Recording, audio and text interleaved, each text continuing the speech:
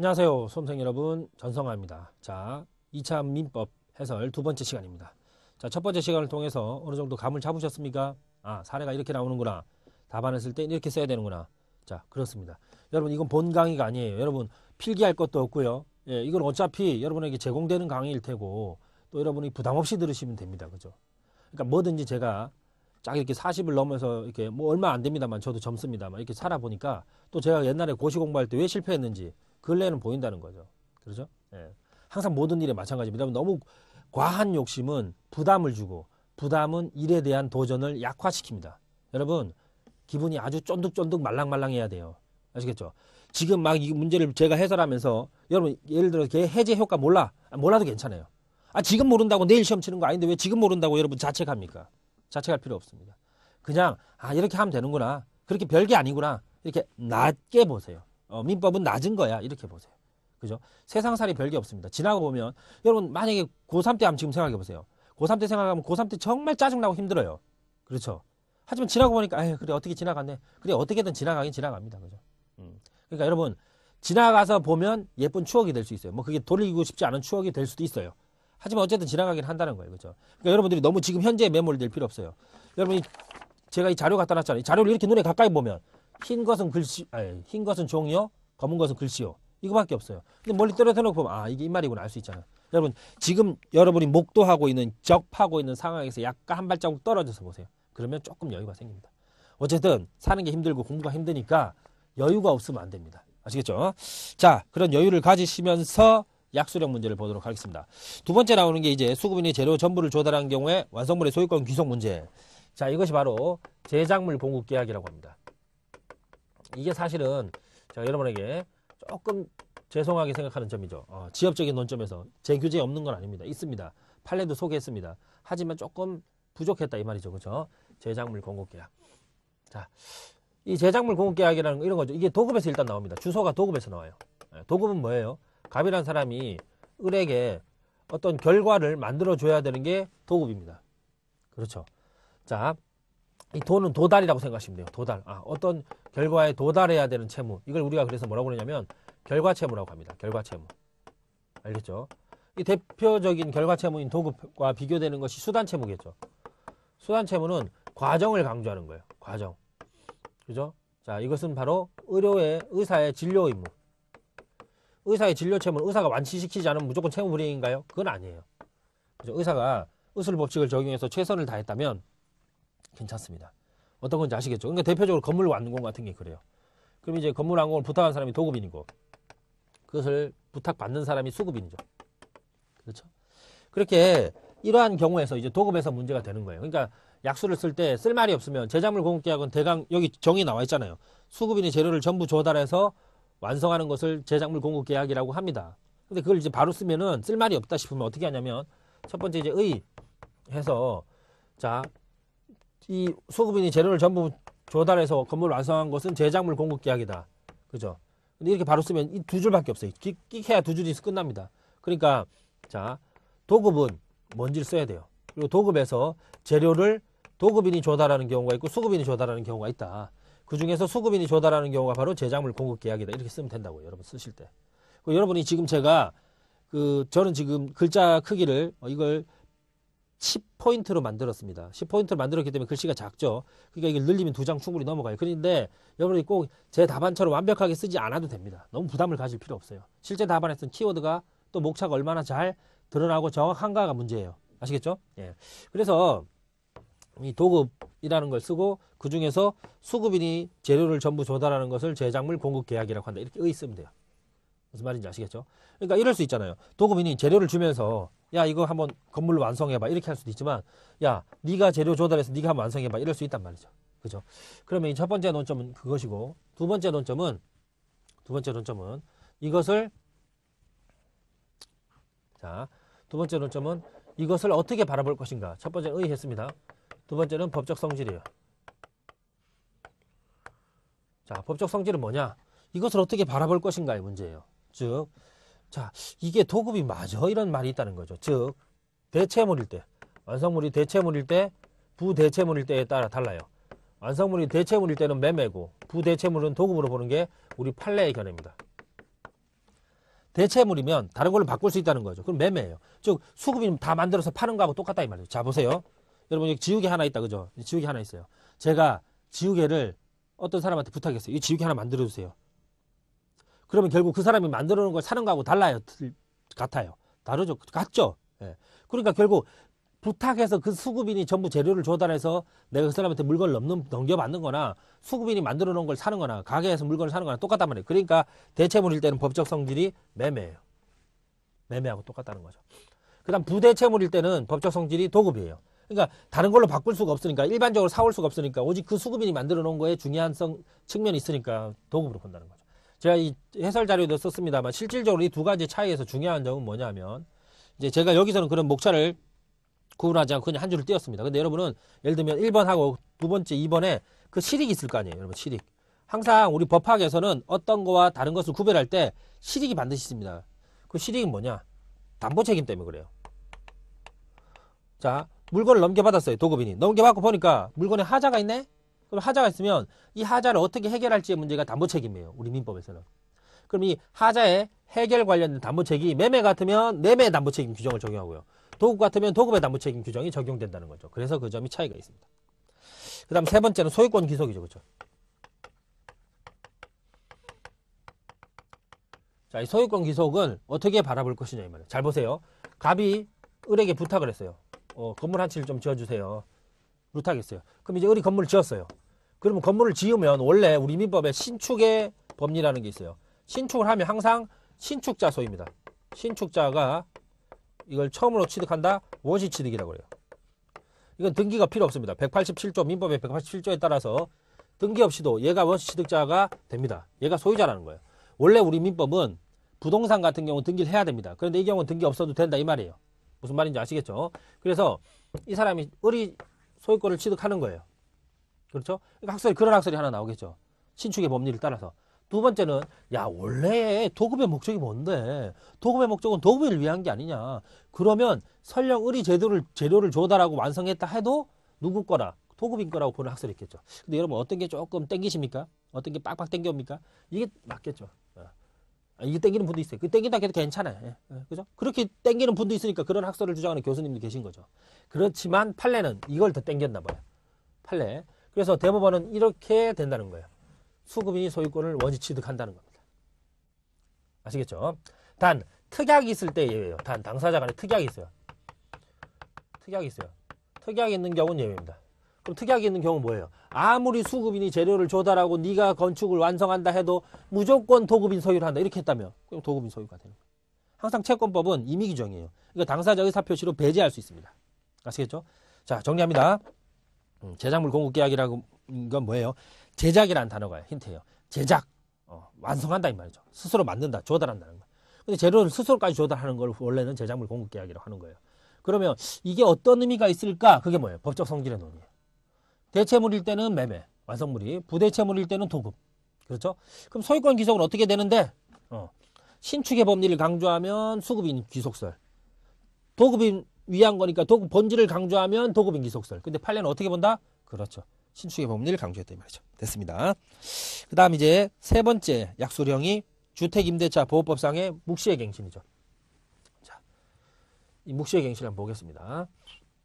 자, 묵시의 갱신이야말로 정말 쓸 말이 또 없다 이렇게 하시는 분도 있을 수 있어요. 근데 사실은 그렇지 않습니다. 제가 강의 교재에도 썼었지만 조문도 제가 썼었습니다. 자, 이 묵시의 갱신은 뭐냐? 묵시라는 것은 명시의 반대말이에요. 명시의. 그러니까 명시적으로 우리 기간 연장합시다. 갱신은 기간 연장이에요. 이렇게 합의를 해서 명시는 합의겠죠. 합의로 해서 기간이 연장될 수 있지만 합의 없이도 연장될 수 있어요. 행동으로. 아시겠죠? 네, 그런 걸 우리가 묵시의 갱신이라고 합니다. 묵시의 갱신은 같은 말이 법정 갱신이에요. 법정 갱신. 일정한 사유가 있으면 법적으로 자동으로 갱신된다 이런 뜻이에요. 이걸 우리가 제가 일상용어로 이거 책에 쓰면 안 됩니다. 이거 조문에 쓰면 안 돼요. 여러분 답안제 자동 갱신이라고 생각하시면 되겠어요. 뭐가 있으면 자동으로 갱신된다 이 말이에요. 자 보시면 갑이라는 사람의 건물이 있습니다. 여기에 을이 임대를 살아요. 임대, 그러니까 임차인이죠, 그렇죠? 갑은 그럼 뭐가 돼요? 임대인이 되겠죠. 자, 최장기간 20년 제한은 제가 앞 시간에 말씀드렸다시피 위헌 결정 났다고 그랬습니다. 어쨌든 보통 여러분 대학가의 원룸 같은 거 또 아니면 여러분이 원룸의 주인이라고 생각하시면 보통 한 2년 정도 하죠. 그죠? 2년이 다 됐어요. 그럼 2년이 됐는데 얘도 계속 쓰고 있고 얘도 아무 소리 이의를 제기하지 않고 있어요. 그럼 더 쓰는 거죠. 자동으로. 이걸 우리가 묵시의 갱신이라고 해요. 아시겠죠? 자, 의 보세요. 묵시적 갱신은 포함적 의사표시 일종으로, 즉 포함적 의사표시라는 게 무슨 말이냐면 이 사람의 행위를 통해서 또 이 사람의 행위를 통해서 이것이 자동 갱신이 된다는 효과가 나온다 이 말이에요. 됐죠? 자, 명시적으로 갱신의 의사표시를 하는 것이 아니라 목적물에 대한 사용 수익의 행위에 임대차 기간에 갱신의 의미가 포함된 것을 의미한다는 거죠. 주택임대차보호법에서는 이 규정이 있어요. 임대인이 임대차 기간이 끝나기 전 6개월 전부터 7개월까지 기간에 임차인에게 갱신 거절의 통지를 하지 않고, 자, 임대인이죠. 얘는요, 임대차 끝나기 6개월에서 1개월이에요. 자, 이거는 동일한 것이 전세에서도 동일하고요. 그 다음에 상가 임대차에서도 동일합니다. 그죠? 그러니까 얘는 기간이 끝나기 6개월에서 1개월 전에 이 일을 해야 돼요. 야, 나는 너랑 연장할 의사가 없어. 이렇게 하지 않고 넘어가거나. 됐죠? 계약 조건을 변경하지 않으면 갱신하지 아니한다는 뜻의 통지를 하지 않은 경우에는 그 기간이 끝난 때 전임대차와 동일한 조건으로 다시 임대차한 것으로 본 거야. 그럼 요건 한번 보세요. 요건. 자, 이제 개념을 설명했고요. 요건 이걸 잘랐으면 요건이 됩니다. 그러니까 여러분이 충분히 쓸 수 있어야 돼요. 요건은 뭐겠어요? 요건은 기간이 만료가 돼야 돼. 기간이 만료로 임대차가 종료돼야 됩니다. 자, 요거는 좀 조심할 것이 판례가 있기 때문에 다른 사유로 종료되면 안 됩니다. 임대차가 채무 불이행으로 종료되었어요. 그러면 안 돼. 다른 사유로 종료되는 것은 안 되고 기간의 만료로 임대차가 종료돼야 됩니다. 두 번째, 목적물이 현존해야 돼요. 목적물이 있으니까 계속 사용 수익하겠죠. 목적물이 있어야 되고, 세 번째는 거기에 대한 사용 수익을 하면서 임차인은 사용 수익을 하는 거죠. 임대인은요, 이에 대한 이의제기가 없어야 돼요. 이의제기는요, 6개월에서 1개월 사이에 없어야 됩니다. 이게 바로 요건이 되겠죠. 무슨 말인지 아시겠죠? 네. 그럼 그러한 효과가 어떻게 된다는 거예요? 효과는 제가 좀 전에 말씀을 드렸습니다만 전임대차와 동일한 요건이 되는 거예요. 전임대차. 예를 들면 뭐 편의상 1기라고 붙여보겠습니다. 1기. 2년 동안에 최초 2년을 1기라고 할게요. 그러면 거기 갱신된 2기도 전임대차와 동일하다는 거죠. 그죠? 그래서 이게 전체적인 효과입니다. 어떤 건지 아시겠습니까? 자, 이제 답안지를 한번 보겠습니다. 갱신의 요건 보시면, 자, 갱신이 인정되기 위해서는 임대차 기간의 만료, 임차인이 목적물을 계속 사용 수익할 것, 임대인의 이의제의가 없을 것 등이 인정돼야 됩니다. 단 임대차 기간의 만료로 임대차가 종료돼야 하지 채무불이행으로 종료했을 때는 규정이 적용되지 않습니다. 여기에 이제 임대인의 이의제의가 없을 것은 아까 말씀드린 것처럼 6개월에서 1개월 전 사이여야 됩니다. 자, 주택임대차보호법에서도 2기의 차임액에 달하도록 연체하거나, 즉 두 번 일을 말합니다. 그러니까 2기라는 건 연속할 필요가 없어요. 그러니까 예를 들면 1월 3월 달에 연체한 적이 있어요. 그럼 두 번 연체한 적이 있잖아요. 기간 중에 두 번 연체했다면 이 말이에요. 임대차 기간 중에 두 번 연체한 적이 있다면 자동갱신이 되지 않는다 이 말이에요. 됐죠? 그 다음 효력. 묵시적 갱신 인정될 때 새로운 임대차가 체결된 것으로 봅니다. 이 경우 전임대차와 동일한 조건으로 다시 임대차한 것으로 보지만 존속기간은 2년으로 본다는 게 우리 주택임대차 보호법에 있습니다. 그러니까 전임대차가 예를 들면 뭐 3년이에요. 그래도 2년이 되는 거예요. 아시겠죠? 단 계약이 묵시적으로 갱신된 경우 임차인은 언제든지 임대인에게 계약 해지를 통지할 수 있습니다. 그러면 해지를 통지한다는 거는 나 안 살겠다 이 말이에요. 그러니까 자동으로 연장되고 나서 사실 이렇게 되면 임대인 입장에서는 약간 좀 짜증날 수도 있어요. 지금 무슨 말이냐면, 자, 아무 말 없이 임대차 기간이 끝났어요. 그래서 이제 갱신이 됐습니다. 그죠? 임대차 기간 종료되고 갱신이 이제 시작됐어요. 갱신 시점 2년까지는 이제 유지되는 거예요. 그럼 집주인 입장에서 볼 때 이 사람 2년 살겠지 이렇게 생각했어요. 그래서 전봇대에 붙이는 월세방 광고도 뗐어요. 그런데 갑자기 입주 와서 임차인이 죄송한데요, 저 나갈래요. 왜 나가? 막 열받았겠죠. 그죠? 그럼 이제 임차인이 뭐 얘기를 해야 되겠죠. 하여튼 이렇게 나가면 임차인 입장에서 나간다고 그러면 임대 입장에서 뻥집니다. 그런데 그렇게 할 수 있어요. 임대차에선 임차인을 보호하니까. 아시겠죠? 그런데 그렇게 해서 해지를 하면 임대인은 갑자기 돈 줘야 되잖아요. 보증금을. 그러니까 보증금을 구하는 기간이 필요하겠죠. 그러니까 해지 통지하는 효과가 바로 발생하는 것이 아니라 3개월 후에, 거기 나와 있죠. 그렇죠? 3개월 후에 효과가 발생합니다. 이런 내용을 써주면 됩니다. 자, 한번 봅시다. 간단하다. 그죠? 별로 어려운 얘기는 아니다. 그죠? 자, 어떻게 됩니까? 제가 간단하게 정리합니다. 자, 임대차 기간이 종료되었어요. 그런데 이 종료되기 6개월부터 1개월 전까지 임대인은 이의제기 없고 임차인은 쭉 계속 사용하고 있어요. 계속 사용하고 있으면 임대차 기간이 갱신됩니다. 이제 이때부터 갱신됐다 치고 갱신되면 최소한 2년을 보장합니다. 2년. 그런데 이것을 편면적 강행 규정이라고 그래야 돼요. 편면적 강행 규정.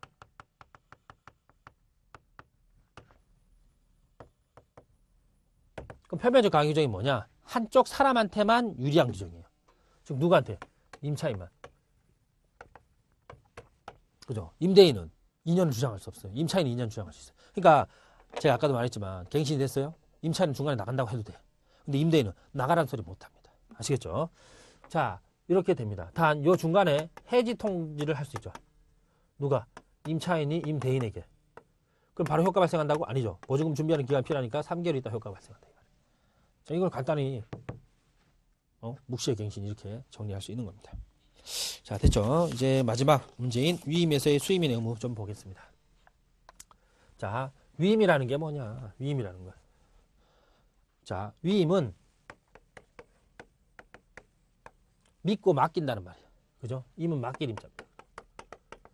위는 위탁의 의미, 위탁. 믿고, 이 탁자가 한자로 믿을 탁자입니다. 한자로 믿을 탁자죠. 신탁할 때 그 탁자이기도 하고요. 그러니까 믿고 맡기는 걸 위임이라고 합니다. 특정한 사무를 맡기는 거예요. 사무. 사무의 믿고 맡김. 이게 순 우리말이라고 할까요? 이렇게 되는 겁니다. 자, 예를 들어서 갑이 을에게 위임계약을 체결합니다. 이 위임계약은요, 사실은요, 구체적이지 않습니다. 추상적 계약입니다. 너 앞으로 내일 좀 맡아줘. 이렇게 하면 위임계약이 되는 겁니다. 을도 동의하면 돼요. 아시겠죠? 그렇기 때문에 이 위임계약은 서로 믿고 하는 관계예요. 신뢰관계를 전제로 합니다. 신뢰를 전제로 하기 때문에 무상의 원칙이에요. 원칙은.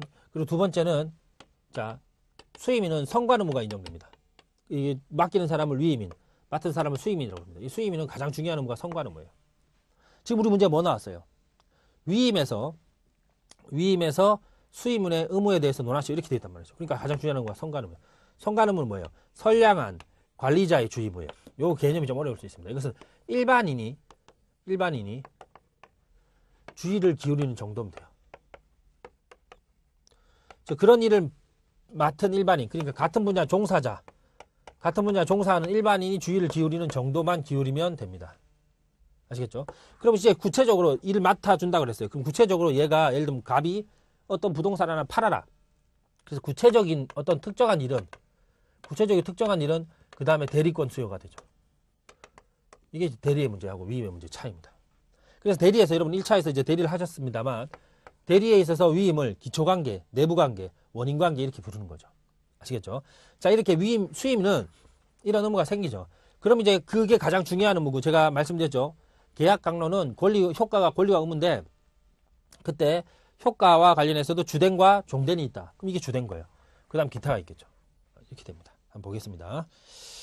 자, 이것도 바로 수임의 의무 이렇게 쓰면 쓸 내용이 없어질 수 있어요. 그러니까 위임의 의. 자, 조문을 그대로 쓰면 되는 거죠. 조문이 기억 안 나면 핵심적인 말을 쓰면 됩니다. 수임인은 사무 처리를 할 것을 약정하고 위임인은 사무 처리를 맡길 것을 하고 그리고 두 사람의 의사표시가 맞춰졌을 때 합치되었을 때 위임이 된다. 이런 취지로 쓰면 되죠. 두 번째, 수임인의 의무. 첫 번째가 이제 사무 처리 의무죠. 그렇죠? 사무 처리 의무. 이 사무 처리 의무에서 가장 중요한 것은 선량한 관리자, 사무 처리는 성관 의무와 같은 말입니다. 선량한 관리자의 주의로 사무를 처리해야 된다 이 말이죠. 그러니까 거기에 지시에 따라야 되고 그렇죠. 지시에 따라야 되고 단 지시가 부적합하면 거기에 대해서 얘기해야 됩니다. 그러니까 위임인의 사무 처리 의무의 핵심적인 포인트는 이것은 선량한 관리자의 주의 의무를 의미하는 것입니다. 그 다음에 이제 나오는 게 부수적이에요.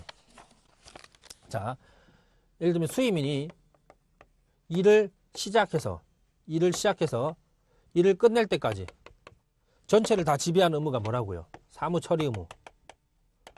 이게 같은 말이 성관 의무예요. 그럼 이제 구체적으로 어떤 특정한 문제가 생길 때 발생하는 의무도 있겠죠. 이게 부수적 의무입니다. 무슨 말인지 아시겠습니까? 그래서 첫 번째 나오는 것이 보고 의무예요. 어떤 사항이 있으면 보고를 해야 돼요. 아시겠죠? 그러면 어떤 사항이냐? 위임인의 청구가 있으면 자, 갑이 위임인이고 을이 수임인이에요.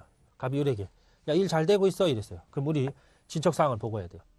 왜 우리가 군대에서 근무 쓸 때 이제 보초를 설 때 위병을 서거나 이렇게 보초를 설 때 상관이 지나갑니다. 그럼 뭐라고 그래요? 우리가 받들어 청하면서 근무 중 이상무 이렇게 얘기하죠. 그 근무 중 이상무라는 얘기가 바로 보고 의무예요. 그 다음 두 번째 취득물 인도 의무. 자, 얘가 예를 들어서 너 A한테 가서 물건 좀 받아와라 이렇게 얘기했어요. 그럼 을이 A한테 물건을 받겠죠. 그럼 그 받은 거 누구 줘야 돼? 지가 까먹으면 안 돼. 값을 줘야 돼. 아우, 을이 너무 배고파. A한테 받은 것은 만두예요. 제가 만두를 너무 좋아해서 지금 저도 배고프고 만두 생각이 갑자기 나서 갑자기 이 얘기가 들었네. 자, A가 만두를 주는데 을이 따끈따끈한 만두 냄새에 미치겠어. 아주 그냥 미치겠어. 그럼 먹으면 돼? 안 돼? 안 되고. 이를 줘야 된다. 아시겠죠? 그래서 자, 위임 사무의 처리로 인해 받은 금전, 기타의 물건 및 그 수취한 과실을 위임에게 인도해야 됩니다. 그 다음에 취득한 권리. 자, 갑이 A한테 어떤 권리를 받아봐라. 그럼 A가 여기에 주겠죠. 그럼 그 권리를 지 명의로 등기하면 안 돼. 예를 들어 부동산 같으면. 누구 명의로? 갑한테 이전해 줘야 된다. 이 말이죠. 됐죠? 그 다음에 금전 소비에 대한 책임. 자, 수임인이 위임인에게 인도할 금전 또는 위임인의 이익을 위하여 사용할 금전을 자기를 위해 소유했어. 그러니까 예를 들면 금전이 얘를 위해 써야 돼. 아니면 일을 위해 써야 돼. 근데 지가 개인적으로 썼다면 그거에 대한 소비 책임이 있습니다. 여긴 조심할 게 뭐가 있냐면 배상해야 됩니다. 그렇죠? 이자도 지급해야 되고 배상까지도 해야 된다는 점이에요. 됐죠? 간단합니다. 그렇죠? 네. 그래서 여기는 권리 이전, 취득물 인도, 그죠? 금전 소비, 그죠? 그 다음에 이 보고 의무, 이 네 가지가 부수적 의무죠. 그 다음에 선관 의무, 선관 의무는 사무 처리입니다, 그죠? 사무 처리 의무. 이렇게 된 게 주된 의무죠. 그러니까 이것과 이것을 쓰셨으면 되는 겁니다. 아시겠죠? 네, 그렇게 어렵지 않습니다. 자, 이렇게 해서 이제 다 마무리가 됐네요. 자, 우리가 다시 한번 정리해 봅시다. 이 문제 자체가 중요한 게 아니고 앞으로 대비 방법이 어떨지 한번 봅시다. 여러분이 대비함에 있어서 가장 중요한 건 뭐라는 거예요? 구조를 익혀라. 구조를 익히고 정확한 용어의 숙지가 필요합니다. 정확한. 네. 첫 번째 뭐라고요? 구조를 익혀라. 처음 공부를 시작할 때 구조를 머릿속에 익혀야 쓸 수가 있죠. 그 다음에 두 번째 구조의 컨텐츠, 알맹이에 해당되는 용어에 대한 정확한 숙지가 필요합니다. 제작물 공급계약이 뭔지를 모르면 안 되잖아, 그죠? 용어에 대한 숙지. 이 용어를 어떻게 숙지할까요? 제목을 통해서 정리하세요. 제목이나 단어를 통해서 정리를 하시면 아주 무기가 됩니다. 즉 무슨 말이냐면 묵시의 갱신은 묵시가 뭐예요? 명시의 반대구나. 그 다음에 갱신은 뭐예요? 자동 연장이고. 이렇게 해서 이해하시는 게 좋다 이 말이에요. 아시겠죠? 자, 이게 공부할 때 첫 번째 순서고요. 그 다음 두 번째, 답안을 작성할 때는요. 답안을 작성할 때는 색깔을 달리 한번 가볼까요? 답안을 작성할 때는 사례 문제는 어떻게 해요?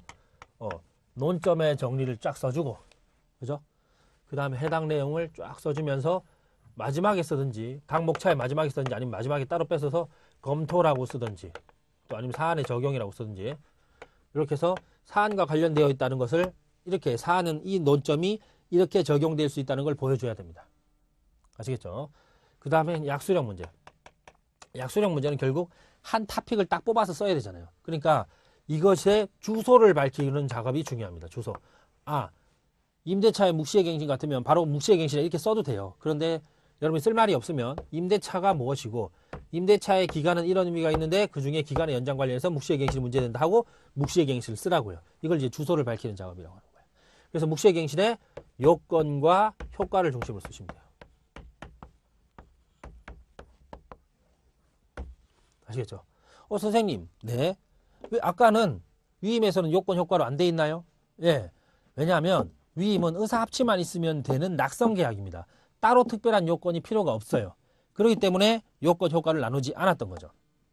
그 효과인 바로 수임인의 권리 의무부터 쫙 쓰기 시작한 겁니다. 그래서 그것을 제가 주된 의무, 그 다음에 부수적 의무 이렇게 나눈 거죠. 그러니까 내년에 이런 똑같은 문제가 또 나올 수도 있지만 다른 문제가 나올 수도 있잖아요. 예를 들면 다른 문제 쭉 나왔어요. 예를 들면 자, 뭘 한번 가볼까요? 자, 우리가 제3자를 위한 계약이라는 게 있습니다. 예를 들어서 한번 해보는 거예요. 이러다 진짜 내년에 나올지도 몰라요. 그죠? 제3자를 위한 계약에서 제3자의 권리에 대해서 쓰시오. 이게 예를 들어 나왔어요. 엄청 당황스럽죠. 그죠? 그럼 어떻게 써야 된다고? 이게 약수령이면.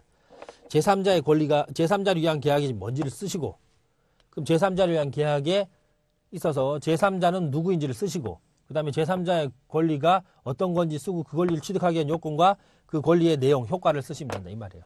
이런 식으로 전체적으로 큰 카테고리부터 작은 카테고리까지 이렇게 줄여가는 방식이 답안지에서는 굉장히 효율적일 겁니다. 아시겠죠? 자, 이렇게 해서 모든 강의를 다 마치도록 하겠습니다. 여러분, 이 강의를 통해서 출제됐던 내용도 중요합니다만 여러분이 앞으로 가는 데 있어서 시험을 준비하는 데 있어서 바로미터, 내비게이션이 되기를 바랍니다. 여러분, 가장 중요한 건 뭔지 아십니까? 여러분 자신입니다. 여러분이 힘들면 여러분이 먼저 힘들어요. 아무리 여러분이 힘든 것 때문에 부모님 힘드셔도 사실은 그건 세컨드입니다. 여러분이 더 힘든 거예요, 원래. 그죠? 그러니까 여러분이 먼저 즐겁고 행복한 게 우선입니다. 남 생각할 필요 없습니다. 자기가 열심히 잘 되는 게 중요합니다. 그죠? 공부할 때 부담을 많이 갖지 마라는 의미예요. 아시겠죠? 여러분 지금 이건 자격증 시험이기 때문에 제가 그동안 메일도 엄청 많이 받았습니다. 강의를 하고. 그러니까 자격증 시험이기 때문에 여러분들이 분명히 일하시면서 또는 여러 가지 생활을 하시면서 공부하시는 분이 많을 거예요. 그럼 거기에서 오는 압박감, 부담감 많잖아요. 여러분 그 부담에 좌절하지 마십시오. 그죠? 일단은 여러분이 이걸 해야겠다고 막 하면 그냥 하세요. 지나고 보면 가족도 다 웃어줍니다. 결과가 안 좋으니까 가족이 화내고 삐지는 거지. 만약 여러분이 행정사 시험 합격해서 행정사로 성공했다고 생각해보세요. 그럼 가족이 웃으면서 그래도 우리가 그때 봐줬으니까 여보가 합격했지 뭐 이렇게 얘기할 거예요. 특히 공부를 하시면서 준비하시는 뭐 직장인, 직장 생활 하시거나 가정 생활 하시면서 준비하시는 분들 좌절하지 마시고 힘들다고 꺾이지 마세요. 지나고 보면 다 이겨냅니다, 여러분들. 아시겠죠? 예, 여러분들의 합격을 빌겠습니다. 자, 여러분 고생 대단히 많으셨고요. 내년에 여러분들 언제든 반드시 합격할 수 있습니다. 자, 여러분 필승입니다. 감사합니다.